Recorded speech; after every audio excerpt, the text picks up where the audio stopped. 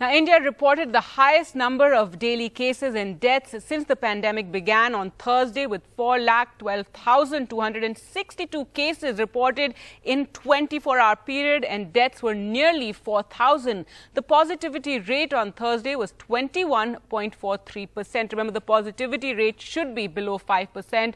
So we're seeing extreme rates of positivity there, which is a very bad indication. The number of people who got vaccinated in the last 24 hours has gone up by almost 3 lakh to a total of 19.5 lakh. However, this is still far too low a pace. In fact, the 7-day average of vaccinations on Thursday has dipped to 18 lakh. In comparison, this was over 36 lakh at its peak about a month ago, and many experts have said that India needs to vaccinate at least 50 lakh a day if we're going to get any sort of get ahead of the spread of coronavirus. Now, the Prime Minister Narendra Modi on Thursday expressed concern about the flagging pace of vaccinations as he held a meeting to review the public health response to the coronavirus crisis, marked by shortages of the jabs as well as essentials like hospital beds and oxygen that have led to thousands of unnecessary deaths. A note from his office said that the Prime Minister spoke about the need to sensitize states that the speed of vaccination doesn't come down. Now, hours after the Prime Minister had spoken to him on the COVID situation in his state, Jharkhand Chief Minister Hemant Soren on Thursday night claimed the Prime Minister did not listen to him during the conversation over the phone and that it was just a monologue from him. He called it a man ki baat. According to sources, the Prime Minister also spoke to the Chief Ministers of Telangana, Andhra Pradesh and Odisha about COVID-related situation. He also spoke to the LGs of Puducherry and Jammu and Kashmir. While details of these interactions couldn't be ascertained, Chief Minister Soren tweeted at night saying the respected Prime Minister called. He just spoke what was on his mind. It would have been better had he spoken on issues of importance and listened to the other side. Now, there has been some criticism about Hemant Soren's tweet there, and in fact, BJP leader from Assam, Himanta Biswa Sarma, hit out and he said that the tweet by Hemant Soren goes against minimum dignity. It makes fun of the suffering of people in that state. The Honorable Prime Minister had called to know of the condition, and you've done good deeds, but you have harmed the dignity of the Chief Minister's post with your tweet. Now, all 5 poll states have seen record cases on May 6th. West Bengal, Assam, Kerala, Tamil Nadu and Puducherry have all recorded their highest daily cases till date. This comes 4 days after the election results. These 5 are among the 11 states which reported their highest cases on Thursday.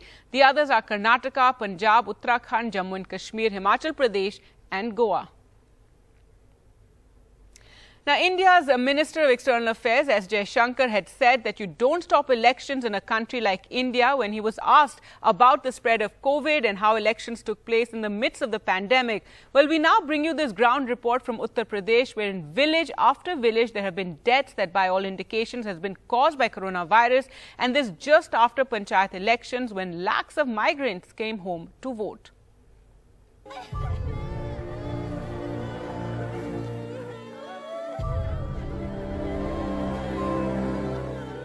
The funeral pyre of Jai Prakash at Mayorpur village in Sonbhadra district of Uttar Pradesh. Just in this village, there have been 7 deaths in the last 12 days. 70-year-old Jai Prakash had developed difficulty in breathing. He was taken to a local hospital, but there was no COVID testing facility and he could not be tested. So he was sent back home. He died the next day. सांस लेने में दिक्कत थी, फिर हम लोग यहाँ से जिला अस्पताल ले गए, बोले कि पॉजिटिव रहेगा तो उनको लेंगे और नहीं तो नहीं लेंगे, और प्राइवेट में कहीं ऑक्सीजन था नहीं, और फिर उसको उनको लेकर हम लोग घर आए, इसी दौरान उनकी मौत हो गई. At Mehuli village, 90 kilometers away from the district headquarters, there have been 7 deaths in the last 15 days. 47-year-old Aditya Kanojia had become breathless, but he was refused admission and treatment at many hospitals because he did not have a COVID positive certificate. He died at his home. वहाँ कोई doctor नहीं था, वो देखने को तैयार नहीं हुआ. कहीं कोविड चेक करने के बाद बताया कोविड नहीं है, उसके बाद वो चलाया घर. फिर शाम को हम लोग देखे कि बड़ा इत्मीनान है.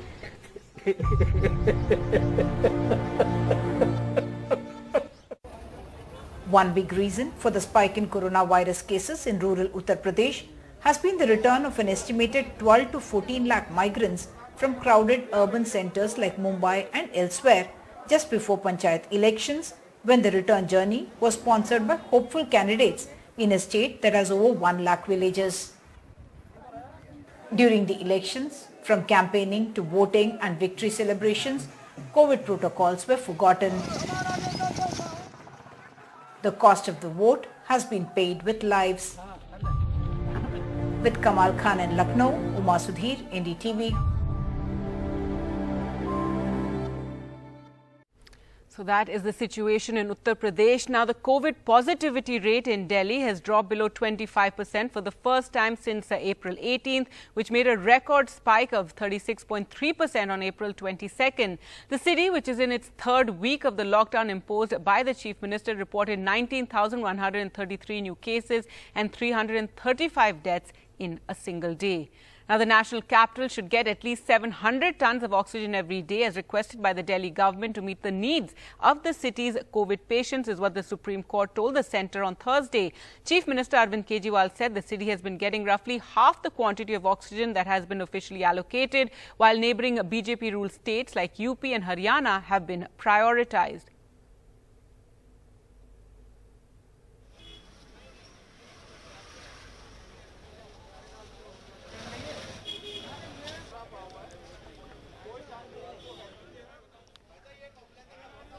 Delhi Chief Minister Arvind Kejriwal has said that his administration won't let anyone die of oxygen shortage if it got the earmarked 700 tons of supply from the central government amid the coronavirus crisis. जैसा मैंने बताया, दिल्ली को 700 ton oxygen की ज़रूरत है। कल पहली बार केंद्र सरकार ने 730 टन ऑक्सीजन भेजी है। अगर 700 टन ऑक्सीजन डेली आ जाती है, दिल्ली के अंदर हम इतने सारे ऑक्सीजन के बेड्स क्रिएट कर देंगे, ढेरों बेड्स क्रिएट करने का हमने प्लान बनाया हुआ है। 9-9.5 हजार बेड हम तुरंत तैयार कर सकते हैं अगर ऑक्सीजन समुचित मिल जाए हम लोगों को। अगर 700 टन ऑक्सीजन डेली आने लग गई, मैं आपको यकीन दिलाता हूं, दिल्ली में किसी भी व्यक्ति की ऑक्सीजन की कमी की वजह से मौत नहीं होने देंगे। And state after state asking for more oxygen supply as COVID cases surge in oxygen surplus Kerala. They too have asked for more oxygen. Sneha Koshi finds out why. About 300 such oxygen cylinders have been taken from private industrial units in the last 4 days in Thiruvananthapuram. Kerala is bracing for a surge in the demand for oxygen. Oxygen cylinders ക്ഷാമം നേരിടുന്ന പശ്ചാത്തലത്തിലും Covid ഇത്രയും രൂക്ഷമായിട്ട് നിൽക്കുന്ന സാഹചര്യത്തിലാണ് ഇത് തുടങ്ങാനിടയായിട്ടുള്ളത്. District അഡ്മിനിസ്ട്രേഷനാണ്, disaster മാനേജ്മെന്റിന്റെ കീഴിലാണ് ഇത് ചെയ്യുന്നത്. The challenge is not only availability but also supply, and therefore on the ground you have tehsildars who are attaching industrial cylinders like these to buffer zones in each district, converted into medical oxygen cylinders so that they can be rushed to wherever there is an emergency need in each of these districts. To be sure, Kerala is still an oxygen surplus state with the availability of 220 metric tons of oxygen a day. However, its demand has doubled in the last few weeks to 150 tons a day. And now the government has asked the centre for 1,000 tons to build a buffer stock. The urgency is that Kerala's 2-week cases have tripled to 4.5 lakhs. Significantly, Kerala has not told its oxygen factories to stop exporting to nearby needy states. Day after tomorrow we are going for a lockdown, so obviously what we expect is that the requirement would kind of a plateau after maybe 1 week. So if you project it for 1 week, that may reach around 200 metric ton. And what happens if that increases? No, that's exactly we has requested for more oxygen supplies from wherever we can get. So we would ensure that that is being availed, and that's exactly why every day oxygen is being reviewed at the level of Honorable Chief Minister and Health Minister itself. Kerala has ordered for 9-day complete statewide lockdown starting 8th May. With camera person SP Babu, Sneha Koshi for NDTV. And the pandemic, meanwhile, seems to have moved south as South India is witnessing a surge in cases. In Tamil Nadu, there are long lines of ambulances outside hospitals.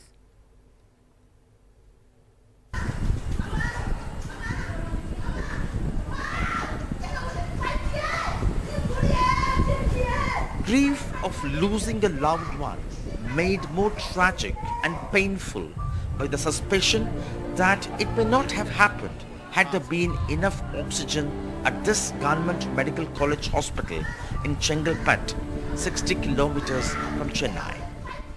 13 patients died here in the intervening night of Tuesday-Wednesday. There were 12 suspected COVID patients and one had positive. Authorities, however, deny any disruption in oxygen supply. More ambulances, patients were there. We should go by line only, one by one only. How long you waited here? We waited alone for 3 years. 3 hours? 3 hours. Because? Because bed not available.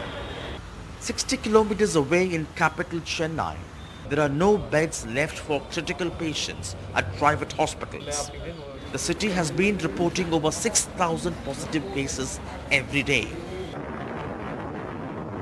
On Monday, 18 ambulances carrying critically ill patients waited all night long on the road leading to the Government Rajiv Gandhi Medical College Hospital.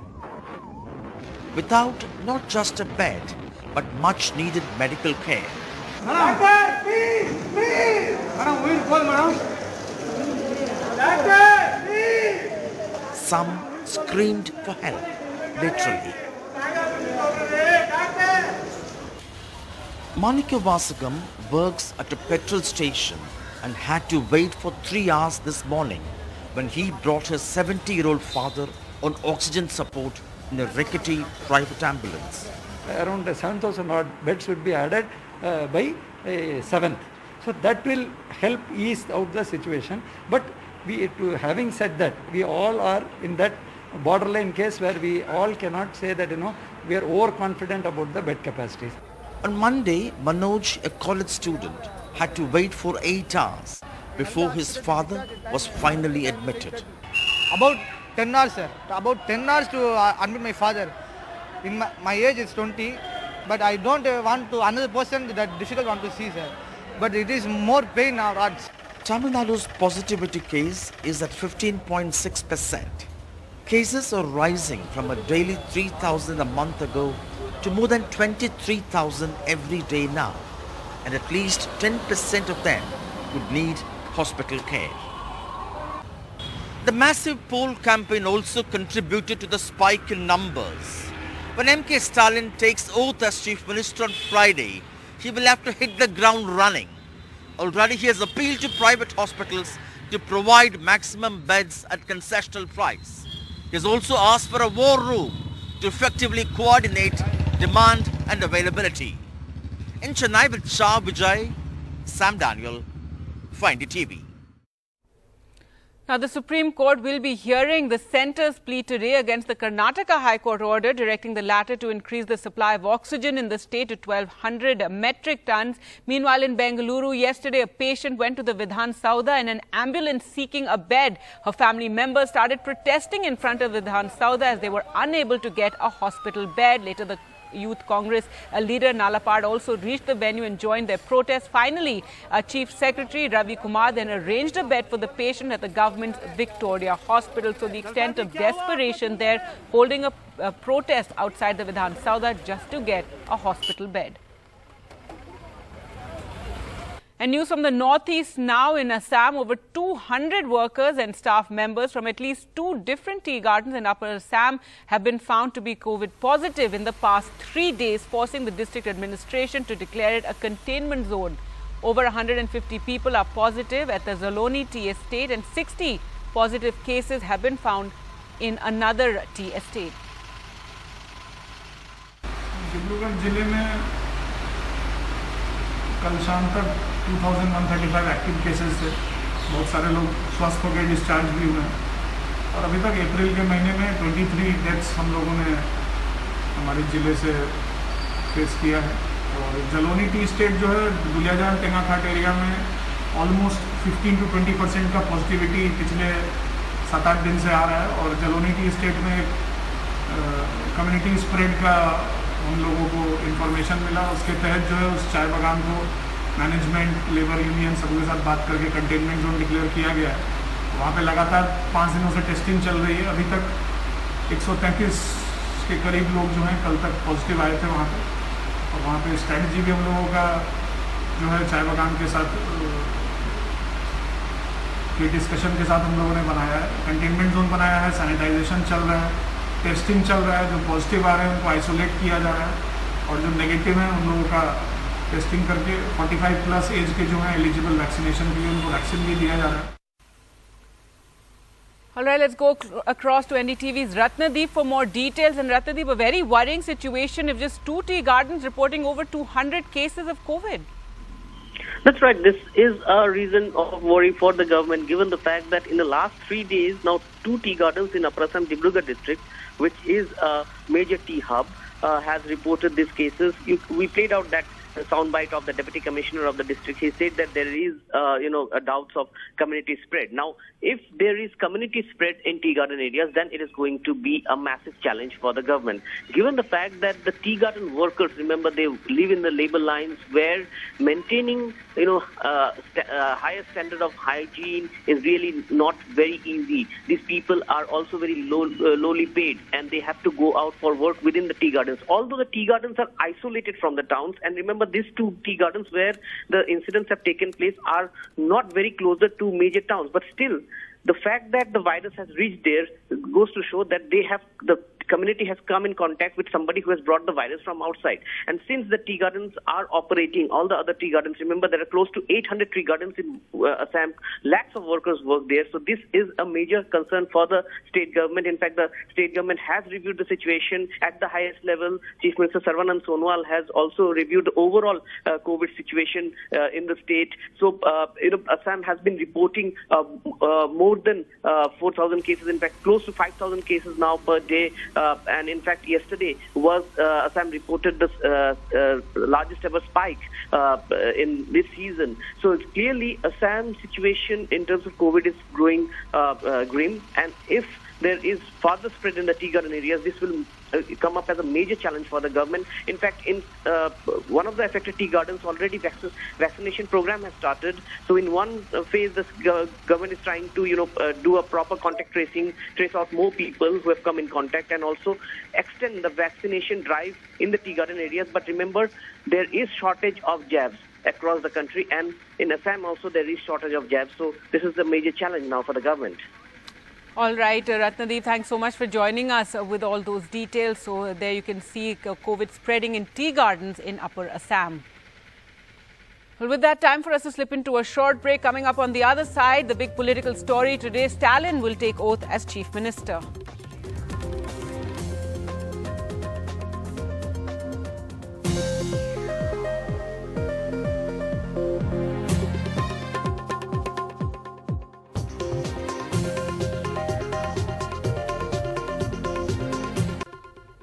Welcome back. DMK President M.K. Stalin will be sworn in as the Chief Minister of Tamil Nadu today. That will take place a little after 9 a.m. and he will have 34 ministers in his cabinet and will hold key portfolios of police and home, among others. Well, let's go across to Uma Sudhir now for more. And Uma, his cabinet features, a mix of veterans and also young MLAs.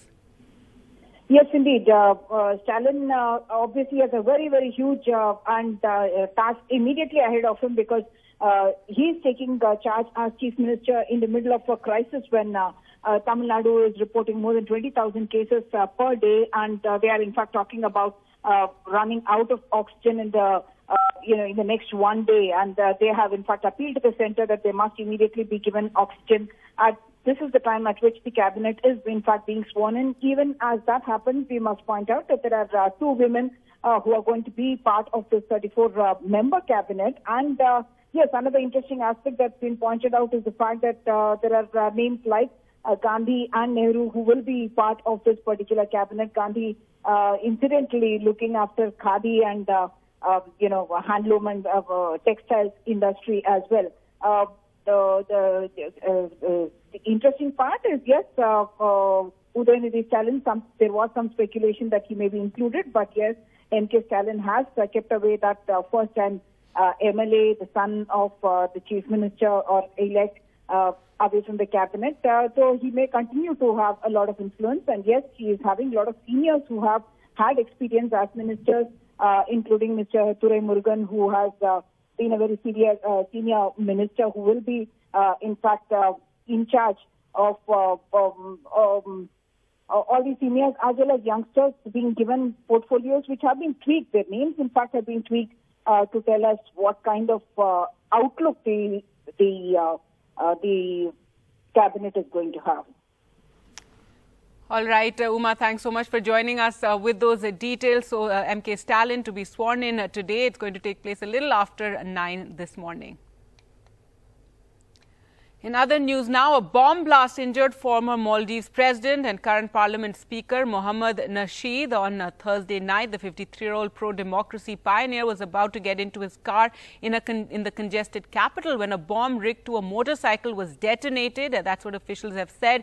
Nasheed escaped an assassination attempt. A Maldivian government official told the media he's injured, but his condition is stable. Armed police units and security forces cordoned off the area where the attack took place.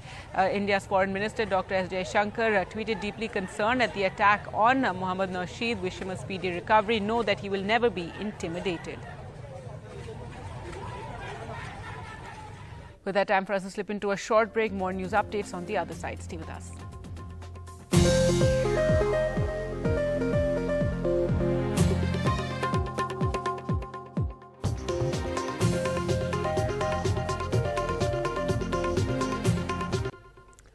The centre has approached the Supreme Court seeking a stay on the Karnataka High Court's order asking it to increase the daily allocation of liquid medical oxygen for the state from the present 962 metric tons to 1200 metric tons. Let's go across to Vaidya for more on this story. And Vaidya, this plea will be taken up today. What is the centre, what is it countering this order with? The centre's plea will be taken up by a two-judge bench, Justice Dhananjay Chandrachud and M.R. Shah, who have been hearing on the Delhi oxygen case also. It will be taken up at 11 a.m. So, centre basically says that Karnataka High Court's order, based on without any proof, and also says that if from 962 to 1,200 metric tons will completely collapse the system, other states won't get it. There will be mismanagement and chaos without any rationale, knowing what exactly the need. Based on the shortage in Bangalore, the Karnataka High Court has directed this, so it can't be done. So the centre wants a stay. Anyway, two-judge bench would be hearing it. It may be recalled yesterday itself, the Supreme Court, the same bench said that there has to be some sort of oxygen audit to know exactly what is the need, whether there is any mismanagement. Probably that's one of the issues the Supreme Court will also be looking at it today. All right, so the centre's plea against the Karnataka High Court order will be taken up by the Supreme Court today. Now, as preparations for Eid have begun, huge crowds were seen at Hyderabad's Charminar area, and this at a time when we're seeing this massive COVID crisis exploding across the country and hospital beds being short in number and no availability of oxygen. Just look at these crowds, not just social distancing that went for a complete toss. Many were seen roaming without masks. Now, the Telangana High Court on Wednesday had ordered that the state government impose additional restrictive measures to flatten the curve. The court observed that stricter measures will have to be taken besides extending the night curfew and imposing a weekend lockdown.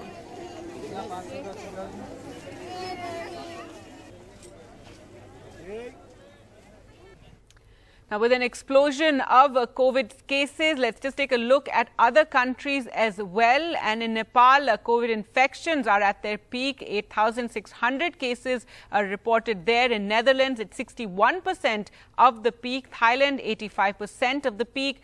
Canada, 90% of the peak. Colombia, 92% of the peak. Argentina, 85% of the peak. Costa Rica, 96% of the peak. Uruguay, 61% of the peak. Mongolia as well, 92% of the peak. And Sweden, too, has seen 71% of the peak. So cases surging in other parts as well. Now, U.S. President Joe Biden's administration has announced support for a global waiver of patent protections for COVID vaccines, offering hope to poor nations that have struggled to access the life-saving doses. India, where the death count hit a new daily record amid fears the peak is still to come, has been leading the fight within the World Trade Organization to allow more drug makers to manufacture the vaccines. India said that hopefully WTO will quickly approve the waiver. Vishnu Shom has more. This is a move which could eventually result in generic drugs to fight COVID, and that's something which a lot of countries which are not very well off have actually wanted. They say they do not have the funds to actually vaccinate large numbers, and therefore cheaper generic brands is something that they've sought. But it's not going to be very easy to achieve at the World Trade Organization, despite the support of the United States, South Africa and dozens of other countries. It's going to be a process of negotiating to see that intellectual property rights of large pharma companies are actually put on hold throughout this period. But we've also been speaking to the other side. We've been speaking to big pharma companies and experts in that sector who actually tell us that by the time this becomes a reality, it could be between 8 to 9 months. Why is that time required? It is required because even if there is a new manufacturer of a vaccine, a generic manufacturer, they would need to source raw materials, they would need to source vials, a lot of other items from across the world. That process itself is time consuming and not easy to achieve. All right, so it's going to take longer for that and vaccine information to be shared across the world. Well, to talk more about the COVID crisis here in India, we're now joined by Dr. Suhas Prahlad Hardas, consultant and interventional cardiologist, Poonam Hospital and Research Center, Dr. Ranjan Shetty, HOD and consultant, interventional cardiology, Manipal Hospital, Bengaluru, and Dr. Devang Desai, consultant and interventional cardiologist, Director, Unicare Hospital from Surat. I'd like to start with you, Dr. Desai. Tell us about the situation there. Also, the big challenge now, state after state demanding more oxygen supply. Yeah. Good morning, everybody. Now, there is a crisis in the management of COVID in the second wave. As compared to first wave, there is a lot of patients coming in serious state. They require oxygen and we don't have bed and oxygen. Now, as far as the peak of the second wave is concerned, the paradigm is shifting from the western area to south. Now, just now we heard about the news from Karnataka and Bengaluru that more than 40,000 patients on a day are coming in the Karnataka, and of them 20,000 or so from the Bengaluru. And not only that, the Tamil Nadu, Chennai and Kerala also there is a surge. So as we know, the peak varies from state to state in our country because there are 33 states in our country. And so it is very important to manage, and we don't have the manpower, we don't have beds and enough oxygen supply. So we are trying level hard, and the world community is also helping. So the crisis is quite serious. But what is the situation there in Gujarat currently? In Gujarat, the situation is now there is a peak might have reached because for last 5 days, there is a steady number of cases, and we have suffered from the lack of oxygen in our hospital. I have a cardiac hospital, Unicare Heart Institute. I have converted half of the hospital in COVID hospital for the community service. And here we had very bad time in managing oxygen for a few days. But nowadays it has been stabilized, and government is doing enough to supply the oxygen to various states. And I think sooner we will be able to achieve the steady state, and the peak will reach, and then the decline will start. We hope so. Well, we can all just hope for that right now. Dr. Shetty, the situation in Karnataka, very, very worrying. Yes, it's really true. That situation is really worrying. The cases are going up. The Bangalore itself must have, it's almost stabilizing, but with a very high number. The worry is when it spread to rest of the Karnataka, the small districts which may not even have the facility to take care of these kind of patients. The oxygen, the ventilator, the number of ventilators available in rural Karnataka is actually poor. That's really worrying, and we may not have reached the peak there at all. Still Bangalore, I think it's still okay. Oxygen supply has been okay. It's not been a major issue here as of now. But we do hear SOSs from hospitals in Bengaluru as well. And to talk about the rest of Karnataka, there are concerns that we don't even know the extent in rural India because, and of course, the awareness, whether they have oximeters, whether they realize a cough and fever is actually coronavirus. We're hearing reports of, people just, developing a cough and then dying in a few days and no sort of monitoring, not realizing that they need to look at their oxygen levels. Yes, really true. That's really worrying now. You know, at least the big cities have some medical supply, although that's not enough. They do have some medical facilities. Rural India, especially rural Karnataka, which I'm aware of the system there, it's going to be very difficult. The one more thing what we are seeing is younger patients here. We are having 25, 26-year-old who are now coming very sick, and it's very difficult to accommodate them there because there are just no hospital beds. So my request is people also have to behave very responsibly now, because we have reached that stage that where we are not able to help all the patients who need help. Right, and of course this concern about younger people being affected very badly this time around in this particular wave. Dr. Suhas, in Maharashtra, of course, has been one of the states that has been reporting the maximum number of cases. Karnataka's had a lockdown, you've had a lockdown there in Maharashtra. Has any impact been seen? And also many experts have been talking about how now there's a need for an all-India lockdown in a sense, because we're just seeing cases exploding. I think, Gargi, if I get your question right, your question is whether we should be considering a national lockdown in a situation like this. And what has the impact of the lockdown been there in Maharashtra so far? Yeah, yes. But of course, this lockdown is very different from what took place approximately a year back. Sure. And I think there definitely is a need for better enforcement of all these stringent measures to contain the virus. Because we have seen from our efforts in the past, we have seen from our experience that these measures do work. Unfortunately, we became a little complacent, and yes, there was a second peak. And as you can see from the way this peak, the upward trend and the downward trend of the pandemic is behaving, it takes a bell-shaped curve. So if it rises slowly, it falls slowly. If it is rising very steep, it is going to fall very steep. So probably in next few weeks' time, we will see a rapid decline of the number of cases that are coming to us. As far as the situation in Maharashtra is concerned, I think the administration, the local authorities have done a good job. We see more number of people here in Maharashtra following social distancing, personal hygiene, etc.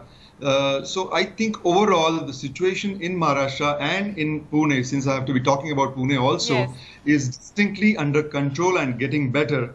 A lot of these large hospitals have chipped in their best efforts. A lot of paramedics, medical staff, interns, senior doctors have put in their best foot forward. And I think we are pretty sure that if we do little more of grassroots training, education to people about various things once again, we should be able to do a fairly good job in Maharashtra and in Pune.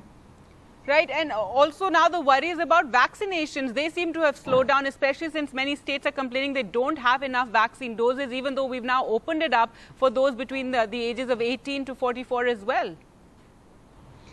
There's something that I want to tell about the vaccination. I think it's very, very important that we educate people that if you are vaccinated, don't put your guards down, because if you acquire the virus after you have been vaccinated, you probably will not get a deadlier disease, but you are still a carrier and you can be the best medium to spread the virus. So in fact, the reason why you see a lot of younger people getting affected, it is possible that people around that younger person who have been vaccinated are actually the carriers who are not manifesting the disease, but have given away the virus to the younger generation. So even if you are vaccinated, please follow personal hygiene, social distancing, wear masks, sanitization, etc. That's very, very crucial. Right. Dr. Shetty, what is the vaccination like there in Karnataka? Because again, a lot of complaints that states don't have enough doses, and even though now many people are willing to go ahead and get vaccinated, there are just no doses available. Yes, I would, like to answer it in two parts. One, obviously, vaccine is the only way forward, and the whole mass has to be vaccinated. But right now there is a shortage of, doses to some extent. There's no doubt about that. But I'm sure with the supply increasing, we will come there. What's also important is for people to understand vaccine is not a cure. What we are seeing is minimally symptomatic patients, who have little cough, little cold. They think vaccine is a cure and they rush to vaccination center. That has probably led to some spread in these vaccination center, because again, these are the areas which are typically overcrowded, and we have been seeing this, people coming after 5th, 6th day of their vaccination with classical COVID symptoms and then getting tested positive. So my request to people is, if you are symptomatic, do not go for vaccine. It will not do you any good. It could do harm to you as well as the people who are there in the center. It's not a cure right now. It's a preventive strategy. So to be honest, Gargi, delaying a vaccination slightly during the peak of pandemic is not a bad thing. Rather than pushing too much now, we should do it when the cases are little down, because otherwise vaccine center itself could become a super spreading events, because there's so much rush now and so much panic. But the good part is now people have understood the importance of vaccine, so they should get vaccinated whenever it is available in good number. But don't rush, don't be the super spreaders there. Yeah. Right. In fact, we are hearing more and more cases of people getting it from the vaccine center. That is true because of the crowding there. Dr. Desai, finally to you, what is the vaccination drive like there in Gujarat? In Gujarat, previously the people were not very much interested, and there were a lot of taboos, misinformation on WhatsApp. But nowadays, after the deaths have increased, there is a crashing of the software on the online booking. So ultimately, they are rushing for the vaccines, and we are increasing vaccination day by day. But as Dr. Shetty said, the vaccination is just a temporary measure to increase the immunity and decrease the severity of disease. It is not the cure. So COVID appropriate behavior, as Dr. Suhas has said, is very important, and timely investigation and timely treatment, because there are 3 phases of the treatment. One, mild, where we can treat them in the house, but then moderate to severe cases need expertise treatment, and drug appropriate use of the drugs like steroids and other agents. So ultimately very important to decrease the mortality. And as far as the vaccination is concerned, lastly I would like to tell, it will be helpful in preventing third wave. It is not going to be helpful in management of patient of the second wave, because it will take long time. There is a scarcity of the vaccination, and it will take few months, because many patients in Gujarat, they are taking first dose and they are not going for second dose. So ultimately it's not going to be effective. So there are a lot of failure, and so ultimately we should not rely solely on the vaccination, but rather than the preventive measures and appropriate treatment at appropriate time. Right, absolutely. We missed the chance early this year when the cases were low, where we should have really aggressively pushed the vaccination drive at that time. Thank you so much, doctors, for taking our time and joining us on the show this morning. Thank you. Thank you. Now, the pandemic has hit the poor the hardest. According to an employment report by the Azim Premji University, 230 million more people have fallen below the poverty line in this period. What's the effect on the ground? Here's a special report. ये हफ्ता वापस मेरा 2 हफ्ता टूट चुका है, अभी ये तीसरा है, तो अभी ये भी नहीं भरेगा तो फिर औरत का मंगलसूत्र रखना पड़ेगा. Deepak Sonawne, 48-year-old rickshaw driver in Mumbai and a father of 4 children. It has been 2 hours since he got his last customer. Today, he could earn only 200 rupees after spending 6 hours on road. He has a bank EMI to pay, 5,511 rupees per month. Else, his auto would be seized. परवानाधारक रिक्षा चालक आहेत, त्या रिक्षा चालकांना सुद्धा एका वेळेचा आपण 1500 रुपये हे देतो आहोत. CM Uddhav Thackeray, while announcing lockdown-style restrictions, said 1,500 rupees will be given to auto rickshaw drivers who hold permit, but Sonawne hasn't received any. मेरा 3 महीने का हफ्ता रखड़ा था, तो मैं पैसा देने के लिए नहीं था लॉकडाउन का, तो मेरा बच्ची का चेन गिरवी रख के मैंने हफ्ता दे दिया. Suryakant Kandarpale, father of 2 small children, sells vegetables in Mumbai's Worli. He pays 6,000 rupees as rent for staying in his stall. Now his income has fallen to less than that because he's only allowed to keep their stall open from 7 a.m. to 11 a.m. He has got a business loan of 50,000 rupees and is now asking his parents for more money. गांव में देने का तो गांव से लेके आना पड़ रहा पैसा उल्टा. हम लोग पहले गांव में 2,000-3,000 का माँ बाप को भेजता था. ऐसा रहेगा तो मैडम बहुत जीना मुश्किल हो जाएगा madam. Prakash Nadar is differently able. He owns a store which helps differently able people in making government documents like PAN card, passport, etc. This was his only source of income, and with the store being shut, he could not pay his 2 employees. Mummy diabetes patient है और मेरे 2 बच्चे हैं. 2 बच्चे हैं और मेरे घर का रेंट था और पूरा खर्चा इसी से चलता था मेरा, क्योंकि अभी कुछ नहीं कर रहा मैडम। अभी घर चलाने के लिए हमने एक बैंक से लोन लिया, जिस लोन से हम अपना परिवार चला रहे हैं। According to an employment report by the Azim Premji University, 230 million additional individuals fell below poverty line during the pandemic.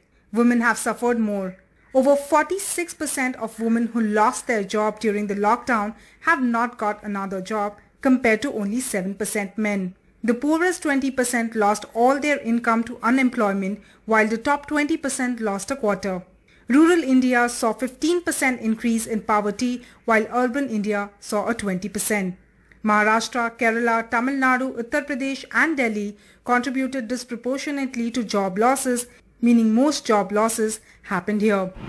Yes, the health is priority right now, but once the second wave subsides, we will have to give bigger attention to a bigger problem, that is the economic problems faced by many Indians, such as loss of income and employment. In Mumbai, with camera person Rajendra Dayalkar, this is Purva Chitnis for NDTV. Now, an air ambulance made an emergency landing at the Mumbai airport last night after losing a wheel during takeoff from Nagpur. The flight, which was carrying 2 crew members, a patient and a relative and doctor, was diverted to Mumbai International Airport after it reported the technical snag.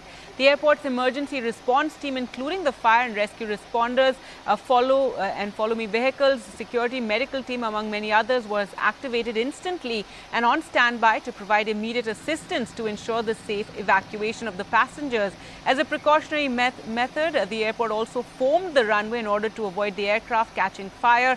All passengers were evacuated safely and flight operating in and out of the Mumbai airport remained on schedule.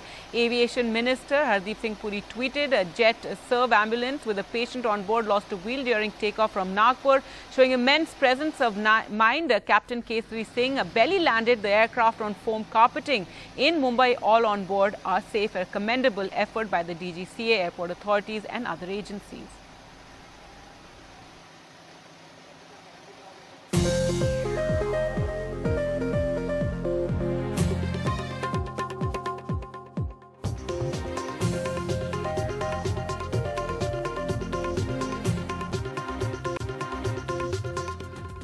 Hello and welcome. You're watching Good Morning India. I'm Gargi Raut. Our top story right now, DMK President M.K. Stalin will be sworn in as Chief Minister of Tamil Nadu in a short while from now.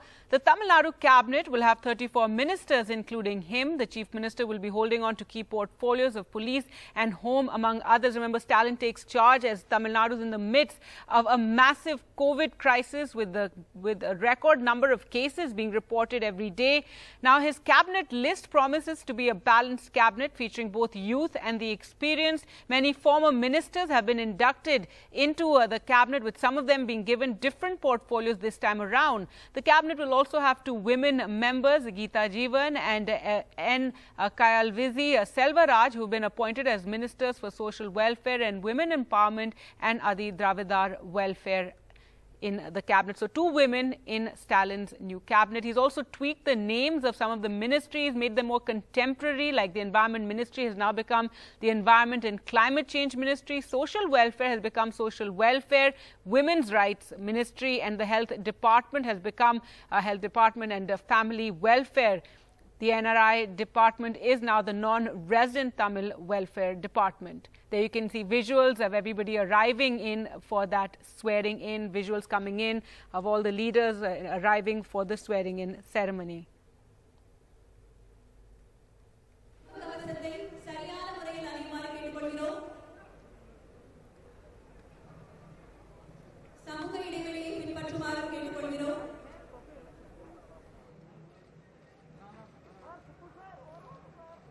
To take oath today.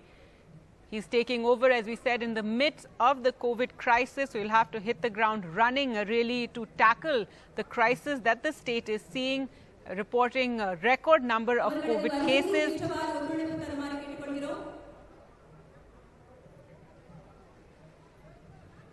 So his cabinet, including him, will be 34 members strong. As we said, his cabinet is a mix of veterans as well as some young MLAs who've also been included, 2 women also being given cabinet berths. You can see the governor there arriving and Everybody gathered for that swearing-in ceremony, which will take place in a short while from now.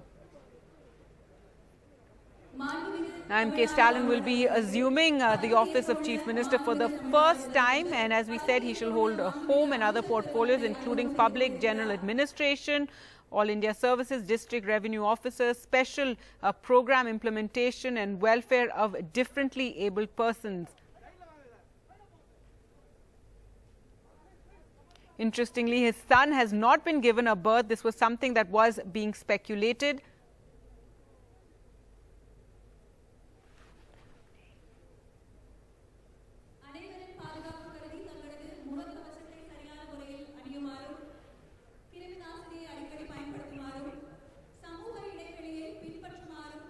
All right, let's go across to Uma Sudhir now for more. And Uma, massive challenge for Stalin as he takes over as the Chief Minister for the first time, something he's been waiting years and years for, but a massive COVID crisis in the state currently. Yes, indeed. So Stalin will have to hit the ground running, in fact, and even before he took his taking his formal oath as Chief Minister, he has given certain instructions to officials saying that there will be a centralized kind of COVID center from where all the management of the beds, allocation, etc. must happen.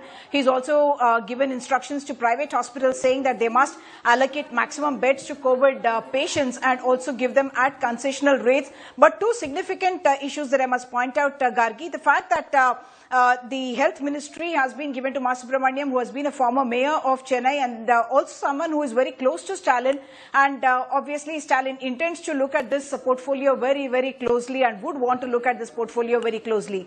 The second important thing, of course, is the finance at a time of economic crisis and huge promises that Stalin himself has made. In fact, he had said that he would be given 4,000 rupees almost immediately after taking over as Chief Minister. In fact, within a month from now, on the 3rd of June, and that is going to cost more than 10,000 crore rupees. Where he will get that money from, that's not very clear. But yes, he has appointed somebody like Palanivel, Tyagarajan as the finance minister, someone who's been an investment banker, someone who does come from a political family, but who has handled a lot of finance and been with corporate banks in India and abroad as well. And therefore, he brings in a lot of experience. So two key portfolios that we are talking about that he has in fact allocated to key people. Yes, Dibrugarh, who we mentioned as well, someone who's one of the senior most members in the party. He has been allocated the Water Resources Ministry. As you mentioned, two women have also been given charge as part of his cabinet. One of them who's been given the social welfare and women's welfare portfolio, and the other a tribal portfolio. Back to you, Gargi.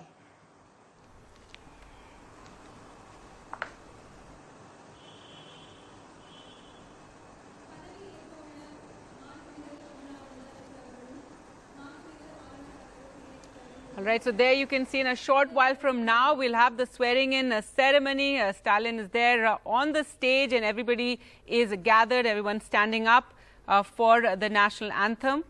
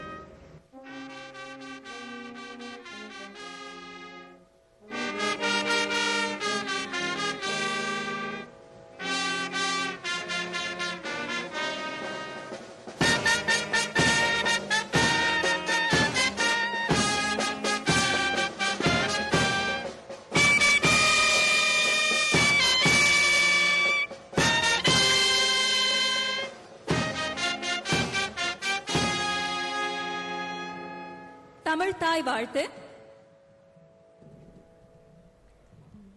நீராரும் கடலுடுத்த நிலமடந்தை கெளிலொழுகும் சீராரும் வதனமென திகழ் பரத கண்டமிது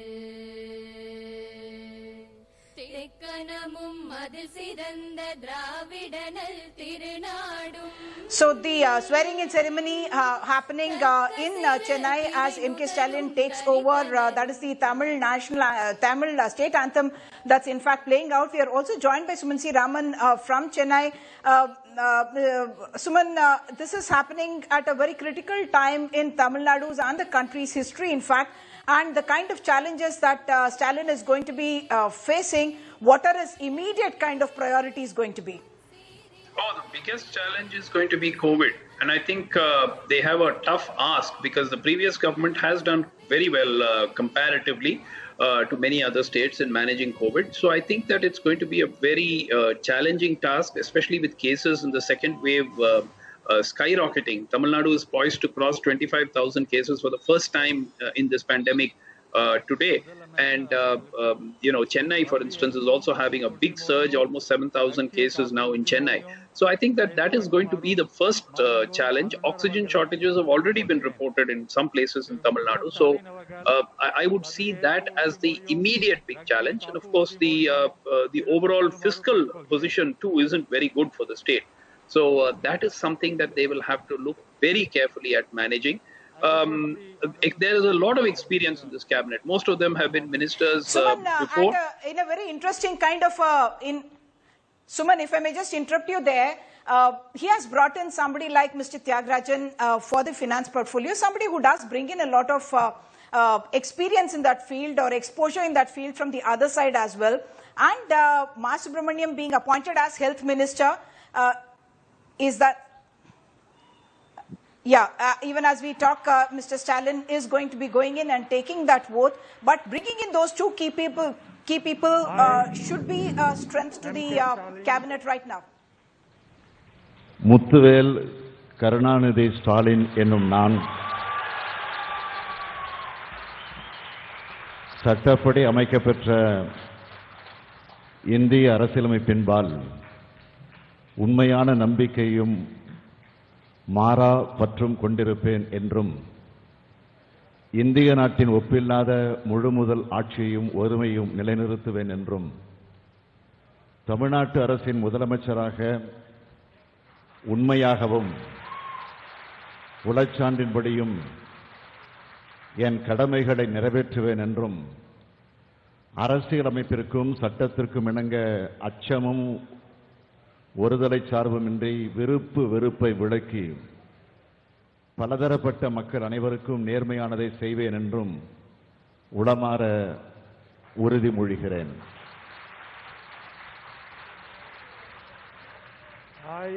I M.K. Stalin. Muthuvel Karunanidhi Stalin என்னும் நான் தமிழ்நாட்டு அரசின் முதலமைச்சர் என்ற முறையில் எனது கவனத்துக்குள்ளாவதும் தெரிய வருவதுமான எந்த பொருளையும் முதலமைச்சரின் கடமைகளை உரியவாறு நிறைவேற்ற தேவையான அளவுக்கன்றி ஒருவரிடமோ பலரிடமோ நேர்முகமாகவோ மறைமுகமாகவோ அறிவிக்கவோ வெளிப்படுத்தவோ மாட்டேன் என்று உளமாற உறுதிமொழிகிறேன்.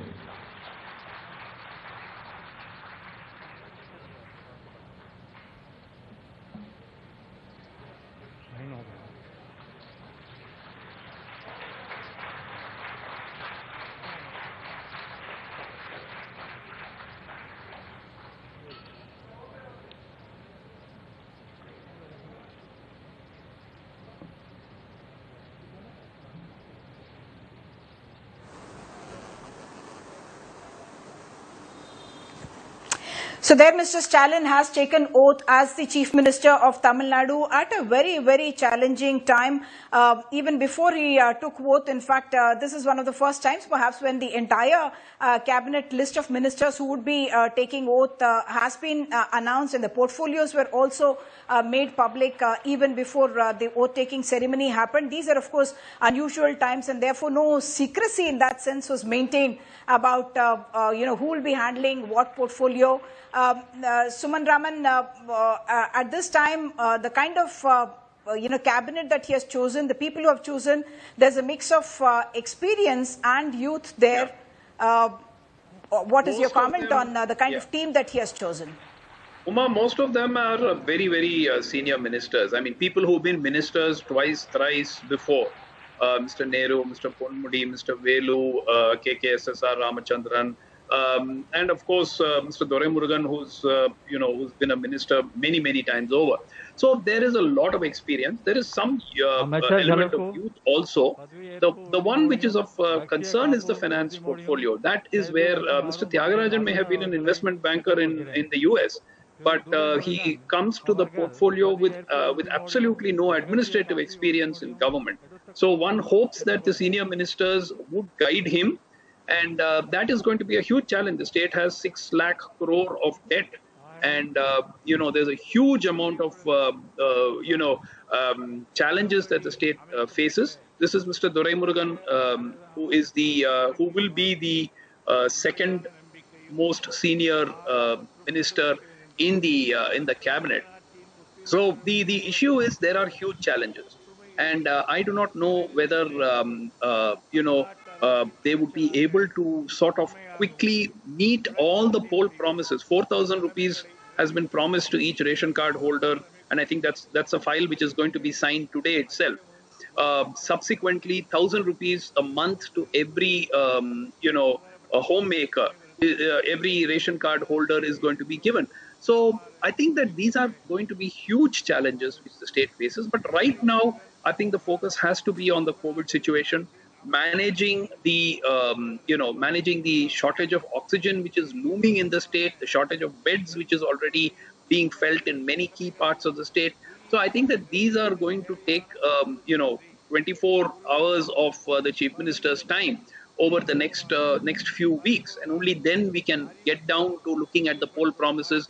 Mr. Stalin ran a very innovative scheme where he went around collecting grievances of people at various campaign rallies.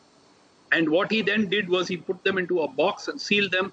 He said in 100 days after he takes office, all of those issues would be resolved. Now, obviously, that would have to be put a little bit, on the back burner, because that will take away some of the attention from fighting COVID. But I think the people of the state understand that.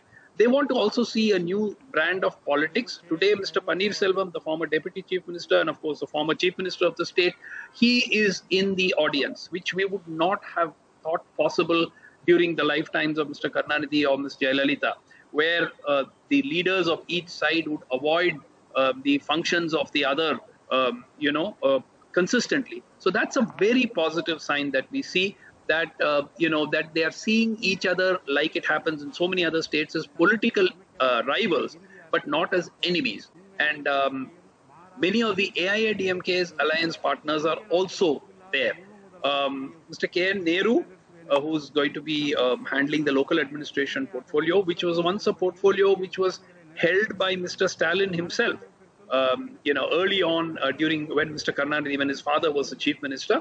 So Mr. Nehru is a strong man from Trichy, and the party won all the seats in that district. So that adds to Mr. Nehru's stature. So he is now taking the oath of office, and I think this is again a little bit of a departure, because during the AIADMK government swearing-in ceremonies, all the ministers would stand in line and take the oath at the same time, probably keeping the paucity of time as an issue. But we would see all ministers taking the oath together. I think it will be interesting. I don't think that all 34 would take their oath separately. I would expect maybe the senior ministers to take their oath separately, and then probably all the junior ministers to take them together, because otherwise we'd be here for the better part of over an hour and a half. Yeah. Yes, indeed, Suman. Now, these are times when the time is very precious and the ministers have to get on with the job. We are also joined by Mr. N. Ram of the Hindu, sir. This is a very challenging time when Mr. Stalin has taken over and his team is right now taking oath to office. This is a time when we are talking about a government which has fought a very hostile battle with the center. Tamil Nadu, otherwise we talk about having a great health infrastructure, but even the health infrastructure of Tamil Nadu seems to be crumbling with the kind of challenges that are there. the equation with the center, is that going to matter a lot for Stalin to be able to manage the crisis that the COVID pandemic has brought about, sir? Hello? Hello? Hello? Hello? Yes, Mr. Ram. Hello? You can hear us. We can hear you, Mr. Ram. Please go ahead. Yeah, one of the seniors is taking, his oath. Is being thrown in by the governor. I'm at the function. It's been well managed, although there's a fairly large turnout. But they're giving you N95 marks, and because asking people to maintain for social distance, which is not very easy. But precautions are being taken, and this ministry, this council of ministers, is a mix of seniors who have all been accommodated, most of them, and some young faces, youngish faces, people who are highly qualified. Two examples or two prominent examples come to mind. One is the health minister, Ma Subramanian, former mayor of Chennai, and he is known to be a people's man. He goes, if there's any problem reported when he was mayor, he used to go straight to the spot and try to resolve it. He, despite suffering injuries in an accident, he's kept himself remarkably fit. He told me yesterday that he had done 128 marathons and half marathons, setting some kind of record. 127 half marathons and 1 full marathon. And I think he is a very good choice, in my opinion, as health minister.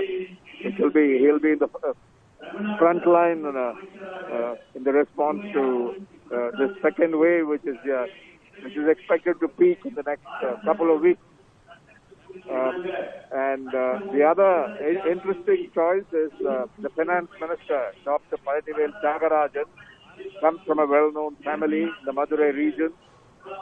He has been an MLA before. He was elected last time in 2016. He has a PhD and tremendous experience in finance. He worked in Wall Street for Lehman Brothers and then for a major bank. And I think he's very well versed with finance and economic issues. So these are two interesting choices, but they're also, because the Chief Minister has kept some key portfolios, including home, police, IAS, etc. And I think it looks like a very sound, mix of seniors with some new faces, people who are qualified, educated, talented, and the expectations, I think, will be quite high. But the immediate challenge, of course, is to deal with this second wave as it is peaking. There have been reports that oxygen, although it's not in critical shortage, they apprehend that it will be short of the demand. So they're going to gear up the efforts to. It's not just producing oxygen or making it available. It has to be delivered to places where it's badly needed. Yesterday, I think the newspapers carried reports that major leading hospitals fear that in a couple of weeks, we'll face a kind of shortage. These issues have to be resolved, and that's, I think, the top priority in the mind of Chief Minister M.K. Stalin. I've had a chance to meet him after the victory, and I think this is his moment, and this is the challenge he needs to respond to. And I think he'll be ably supported by his team and also the cadre-based parties. So I think it's a good start. It's being done with grace. It's particularly pleasing to see the former Deputy Chief Minister, O.S. Paneer Selvam there, which you already mentioned in the news just now. And also I saw Kamal Hassan and I think leaders of other parties, both allies and those who are in the opposition. So that's, I think, shows some grace. And I saw M.K. Stalin go to them and they're very respectful in greeting the leaders of the opposition party, in particular the former deputy PM. So I think it's a well-conducted function. They could have had it smaller or bigger, but I think this is a balance that looks to me appropriate. Yes, indeed, Mr. Ram. It seems to be an air of cordiality has in fact been established at this point in time. Otherwise, we have always seen the AIADMK and the DMK, when whoever is in power or the other in opposition, there was an element of animosity. But this at least is starting off on a good note with Mr. Stalin greeting Mr. OPS, who has come in and is attending this function right now as we talk in a very, very unusual time. The biggest challenge, of course, of hospitals. We'll slip into a short break and come back with a lot more on the other side.